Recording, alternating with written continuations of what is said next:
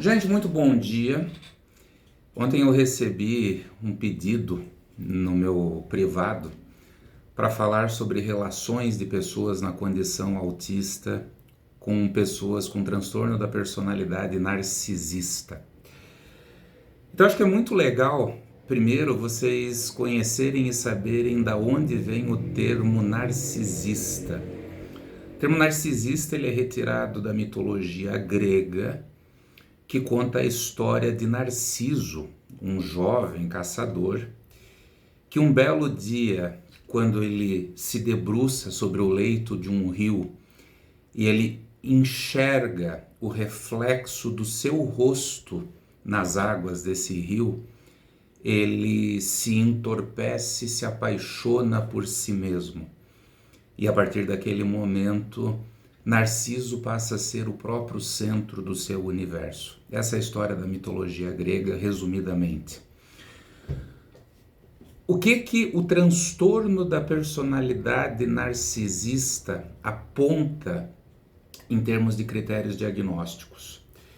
É um indivíduo que vai formando características ao longo do seu processo de desenvolvimento em que ele se pauta numa dinâmica funcional egocentrada, absolutamente egoísta, tá? É um indivíduo que necessita de muita atenção, porque ele é o centro do universo. É um indivíduo que precisa de validação, ou seja, o outro, ele precisa ser esse espelho, em que o outro tem que aceitar e dizer que esse narcisista está correto dentro daquilo que ele fala, dentro daquilo que ele se comporta.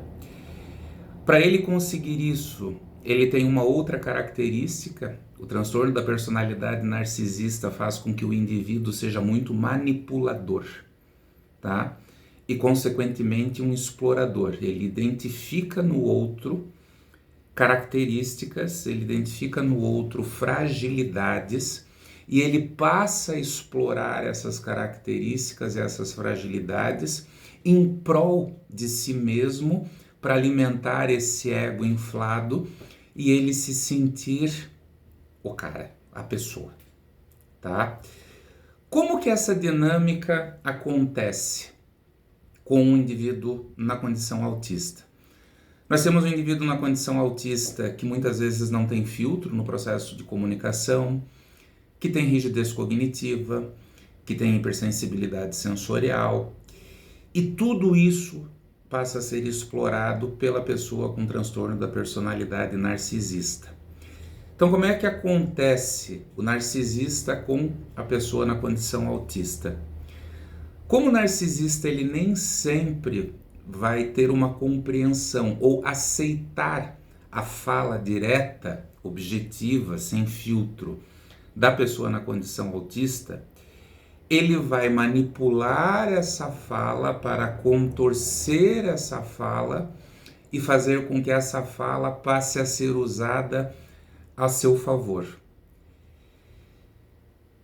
O indivíduo na condição autista, que apresenta várias inseguranças por se sentir diferente, por se perceber tendo uma dinâmica funcional fora do senso comum, o narcisista vai sempre buscar controlar essa narrativa, essa comunicação da pessoa autista ao seu favor, assim como controlar o seu comportamento. Por exemplo, o narcisista ele vai buscar isolar cada vez mais a pessoa na condição autista que já não tem uma propensão para o social.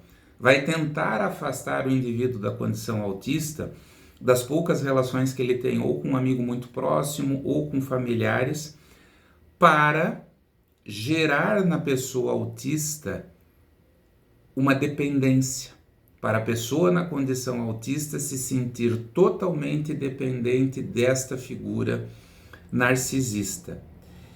Muitos autistas, no decorrer do relacionamento, seja um relacionamento afetivo com pai, com mãe e tal, eles conseguem começar a perceber esse jogo, essa manipulação, porém, eles vão ter muita dificuldade de se afastarem e se desligarem desses relacionamentos. Por quê?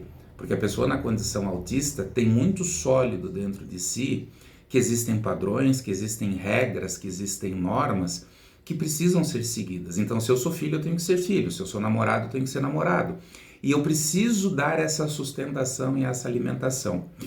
Então, essa junção da personalidade narcisista com o indivíduo na condição autista, nós vamos ter aí uma equação que vai trazer um resultado normalmente de uma relação muito tóxica e muito prejudicial à pessoa na condição autista.